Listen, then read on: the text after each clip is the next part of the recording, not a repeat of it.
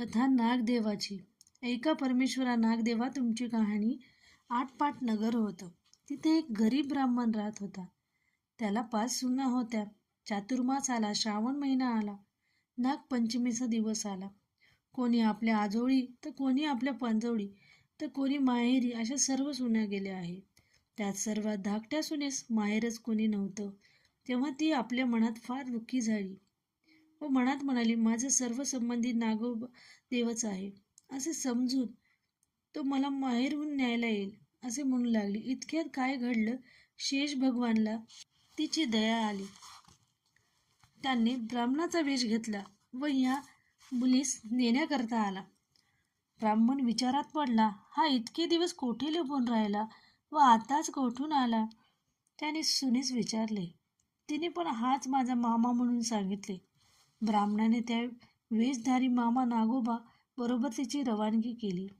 त्या वेशधारी मामा नागोबाने तिला आपल्या वारुळात नेले, खरी हकीकत सांगितली आणि आपल्या फणीवर बसून आपल्या बिळात नेलं. आपल्या बायका मुलास बजावलं की हिला कोणी चावू नका.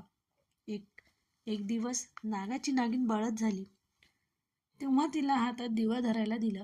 पुढं नागिन बाळत झाली. तिची पिले वळवळ करू लागली. ती घाबरली व हातातला दिवा खाली पडला. पोराची शेपटी भाजली. नागिन रागवली. तिने सर्व वृत्तांत नागाला सांगितलं. तो म्हणाला, तिला लवकरच सासरी पोचवू. पुढं ती पहिल्यासारखी आनंदाने वागू लागली. एक दिवस अपार द्रव्य घेऊन मुलीस आपण मनुष्य वेश घेऊन तिला सासरी पोचवली. नागाची पिल्ले मोठी झाली व आपल्या आईला विचारू लागली, आमची शेपटी कशाने तुटली. नागिनीने मुलीची गोष्ट सांगितली. तुझा सूड घ्यावा असे मनात आणून ते सर्व हिच्या घरी आले. तो नागपंचमीचा दिवस. हिनं आपली पुष्कळ भावाची वाट पाहिली. शेवटी ते येत नाहीत असे पाहून तिनं पाटावर व भिंतीवर नागाची चित्रे काढली. त्यांची पूजा केली. जवळ नागाने लाह्या ठेवल्या, दूध वगैरे ठेवले, उकडीचा नैवेद्य दाखवला. हा सर्व प्रकार नागाची पिल्ले पाहत होती.